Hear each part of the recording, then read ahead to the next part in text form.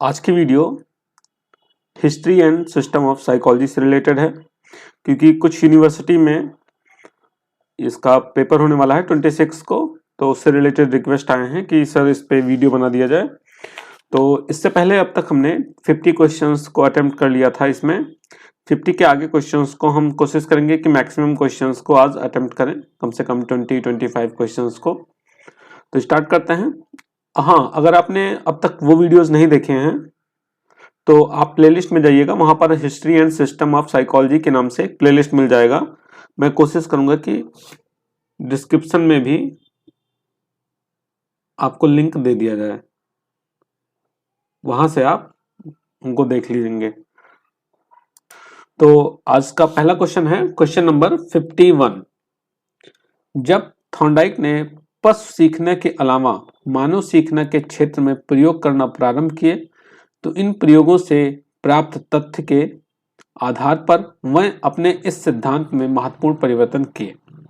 निम्नलिखित में से किसे उन महत्वपूर्ण परिवर्तनों का अंग नहीं माना जाता है, नहीं माना जा सकता है? तो इसमें हम सीधा राइट आंसर की बात करेंगे।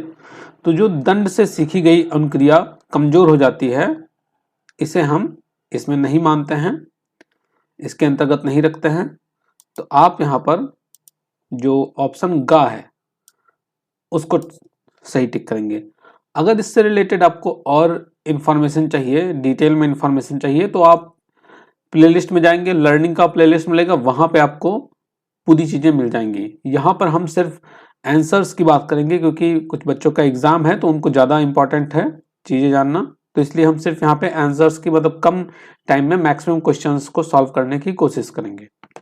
क्वेश्चन नंबर 52 की बात करें तो निम्नलिखित में से किस मनोवैज्ञानिक का यह मत था कि कुछ लोगों में तंत्रिका संबंध अधिक होते हैं, फलस्वरूप जन्म से ही ऐसे व्यक्ति अन्य व्यक्तियों से अधिक बुद्धि के होते हैं।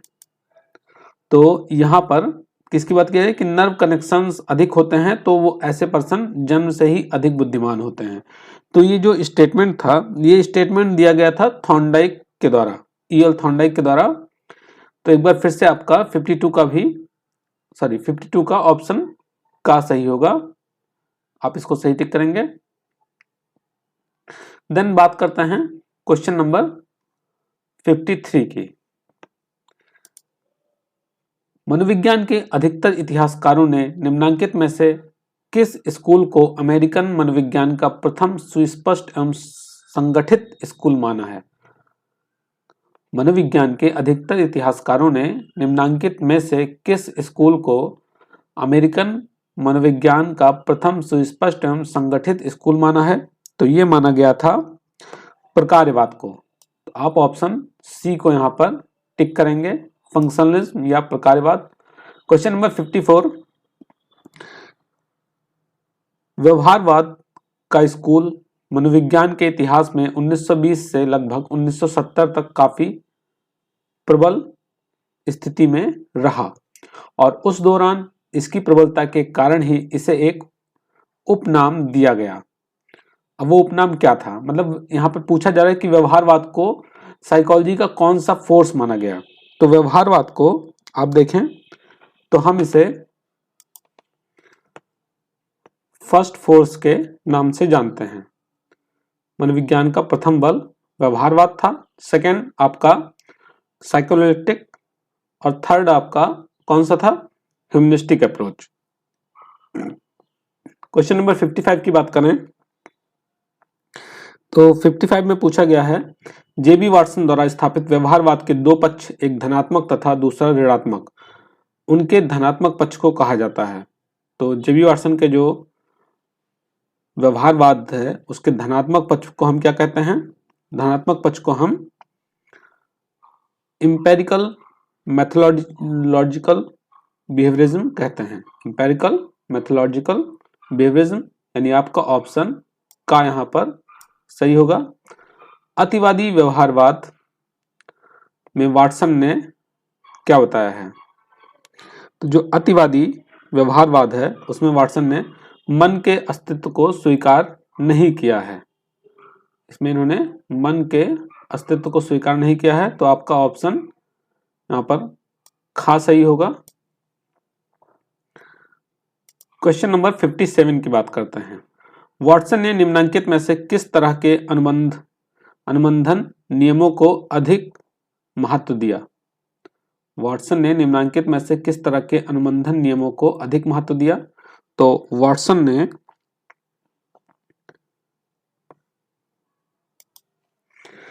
क्लासिकल कंडीशनिंग को अधिक महत्व दिया था, तो आप ऑप्शन का को टिक करेंगे। क्वेश्चन नंबर 58, मन शरीर समस्या पर वॉटसन का विचार था कि मन शरीर समस्या पर वॉटसन का क्या विचार था? तो इनका विचार था कि मन जैसी चीज को अस्तित्व होती ही नहीं है, मतलब मन जैसी चीज का कोई भी अस्तित्व नहीं है। तो आप एक बार फिर से ऑप्शन का को टिक करेंगे। क्वेश्चन नंबर 59, मनोविज्ञान के इतिहासकारों ने वॉटसन को मन शरीर समस्या पर एक क्या माना? तो वॉटसन को क्या माना गया? वॉटसन को एक अद्वैतवादी मोनिस्ट माना गया। तो आप ऑप्शन खा को टिक करेंगे। क्वेश्चन नंबर 60, वॉटसन के अनुसार भाषा विकास में किसकी भूमिका महत्वपूर्ण होती है? तो वॉटसन के अकॉर्डिंग अगर हम बात करें तो भाषा के विकास में कंडीशनिंग की भूमिका ज्यादा इंपॉर्टेंट होती है। तो आप ऑप्शन खा को एक बार फिर से टिक करेंगे। क्वेश्चन नंबर 61, चिंतन के परिधीय सिद्धांत के अनुसार चिंतन का आधार है। चिंतन के परिधीय सिद्धांत के अनुसार चिंतन का आधार क्या है? पूरे शरीर की मांसपेशियों की गति है। चिंतन का आधार पूरे शरीर की मांसपेशियों की गति है। तो आप ऑप्शन खा को एक बार फिर से टिक करेंगे। बात करते हैं क्वेश्चन नंबर 62, वॉटसन के अनुसार चिंतन क्या है? तो वॉटसन के अनुसार चिंतन एक प्रकार का उपवाचिक बातचीत है, सब वोकल टॉकिंग है। आपका ऑप्शन का यहां पर सही टिक होगा। क्वेश्चन नंबर 63, प्रयोगात्मक नीतिपरकता क्या है? प्रयोगात्मक नीतिपरकता क्या है? तो प्रयोगात्मक नीतिपरकता एक प्रकार का व्यवहारवादी नियम है। व्यवहारवादी नियमों पर पुनर्शिक्षा तथा पुनर्वास की एक योजना है। तो आप ऑप्शन का को टिक करेंगे। वॉटसन तथा रेनर द्वारा अल्बर्ट नामक बालक पर एक मशहूर प्रयोग किया गया, जिसके निष्कर्ष के आधार पर यह कहा गया कि क्या कहा गया? तो इसके आधार पर कहा गया कि संवेग अनुबंधन द्वारा सीखा जा सकता है, मतलब जो इमोशंस हैं उन्हें कंडीशनिंग के द्वारा सीखा जा सकता है। तो आपका ऑप्शन यहां पर खा एक बार फिर से सही होगा।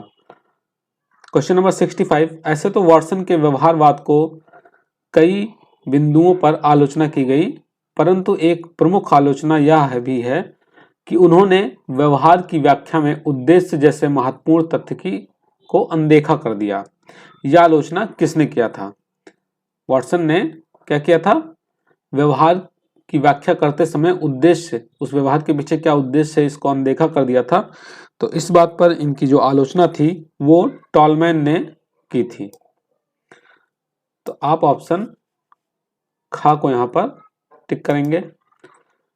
क्वेश्चन नंबर 65 की बात करते हैं। क्वेश्चन नंबर 65, ऐसे तो वॉटसन के 66 की बात करते हैं। 65 की बात तो हम ऑलरेडी कर चुके हैं। मैकडूगल, वुडवर्थ तथा बोरिंग तीनों ने एक उभयनिष्ठ बिंदु पर वॉटसन के व्यवहारवाद की आलोचना की। यह उभयनिष्ठ बिंदु निम्नलिखित में से कौन सा था? तो इन सभी ने वॉटसन के शाब्दिक रिपोर्ट की विधि को व्यवहारवाद में जो शामिल किया था उसकी आलोचना की। तो आप ऑप्शन खा को यहां पर टिक करेंगे। क्वेश्चन नंबर 67, व्यवहारवादियों का एक समूह ऐसा है जो वॉटसन द्वारा प्रतिपादित व्यवहारवादी ढांचा के भीतर रहते हुए अपना सिद्धांत एवं नियम अलग से विकसित किया। मतलब वॉटसन के साथ हैं, व्यवहारवादी हैं, फिर भी उनसे थोड़ा सा अलग अपना एक इन्होंने सिद्धांत विकसित किया। तो उसे हम किस नाम से जानते हैं? उसे हम जानते हैं लेटर बिहेवियरिज्म, उत्तर व्यवहारवाद के नाम से। तो आप ऑप्शन यहाँ पर का को सही टिक करेंगे। क्वेश्चन नंबर 68, निम्नलिखित में से किस बिंदु द्वारा गथरी तथा वाटसन के बीच समानता पर अधिकतम प्रकाश पड़ता है? निम्नलिखित में से किस बिंदु द्वारा गथरी तथा वाटसन के बीच समानता पर अधिकतम प्रकाश पड़ता है? तो यहाँ पर गथरी और वाटसन के बीच जो समानता है वो है आपका कि दोनों ने, गथरी तथा वाटसन दोनों ने ही समान बल देते हुए कहा कि मनोविज्ञान का उद्देश्य व्यवहार का नियंत्रण एवं पूर्व कथन करना है। तो आप ऑप्शन यहाँ पर गा को टिक करेंगे, 68 का गा।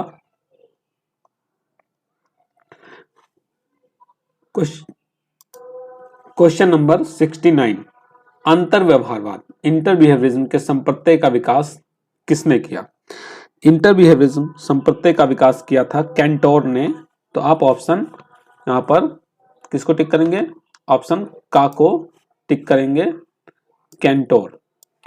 मनोविज्ञान प्राणी तथा उद्दीपक वस्तु के बीच अंतःक्रिया का विज्ञान है। ये उक्ति किसकी थी? मनोविज्ञान प्राणी तथा वस्तु के बीच अंतःक्रिया का विज्ञान है। तो ये कथन दिया गया था कैंटोर के द्वारा। आप ऑप्शन खा को टिक करेंगे। क्वेश्चन नंबर 71, वाटसन के अनुसार वैयक्तिक भिन्नता का मूल कारण होता है। वाटसन के अनुसार वैयक्तिक भिन्नता का मूल कारण क्या है?